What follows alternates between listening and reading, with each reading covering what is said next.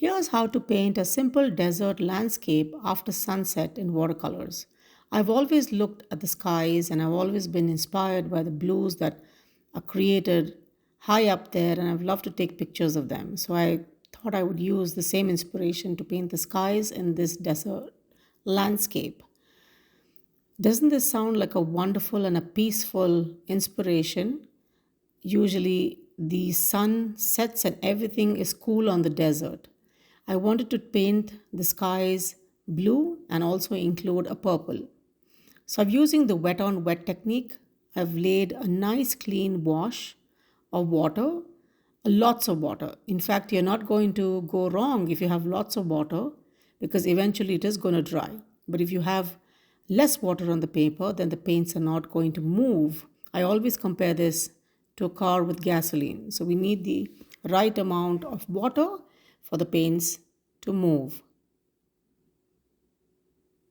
I love to stroke my flat brush from left to right, making sure all that and water is evenly coated.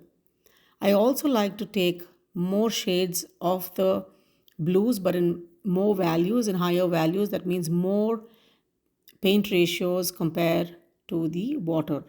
I love to lift my watercolor pad and see how that entire paint moves from one side to the other, dripping in a beautiful natural way. Let it do its thing, and then you can always dab off the extras.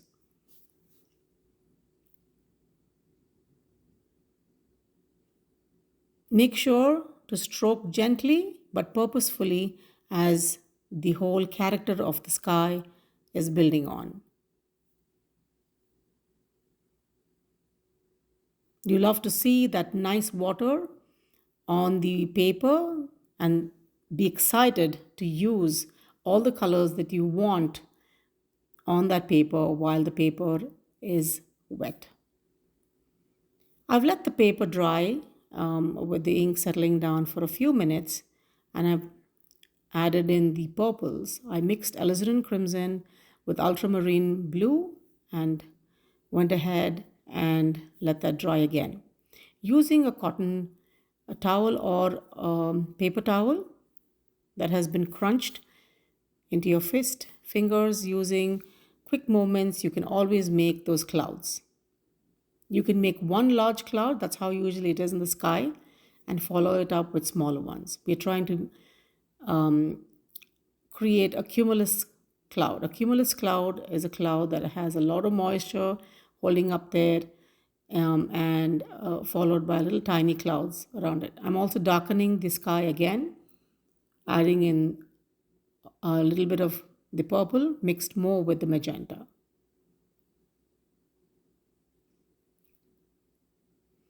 Always remember, when you're working with the skies, you want everything to be done subtly, but yet in a manner that it gives you a bold effect. When somebody looks at it, you're like, wow, it's looking so good. So don't be afraid to change the brushes. Don't be afraid to try your techniques. Only because of trying and repeated practice that you will be able to master the skies. The skies are absolutely one of my favorite things to paint because there are so many opportunities that you can explore while painting the skies. I have hundreds of pictures of the skies on my phone, and I love to show them as I'm painting or to use them as inspiration when I'm painting. So the next is where I'm actually going to embark on painting the midground and the foreground of the painting. While the skies are drying, I'm trying to lay a very light initial wash of the browns and dabbing it with a little bit of green in the foreground. So as you can see, I've also left a little bit of interest where the viewer can actually enter into the painting through that pathway. The horizon line again is slightly below the length of the mid section, or the midpoint, I would say, midpoint of the width of the sheet. That's where we feel it is proven that's the right place to add the horizon line.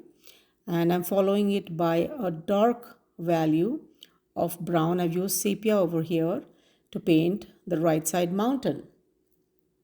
The mountains are magnificent, and it's always a great idea to add mountains to contrast the blue expanse of the skies. They create a visual interest and keep the focus um, a little away from the sky. But if you like it without the mountains, you can always paint a horizon and leave it as plain as just like of grass, and even that would also work.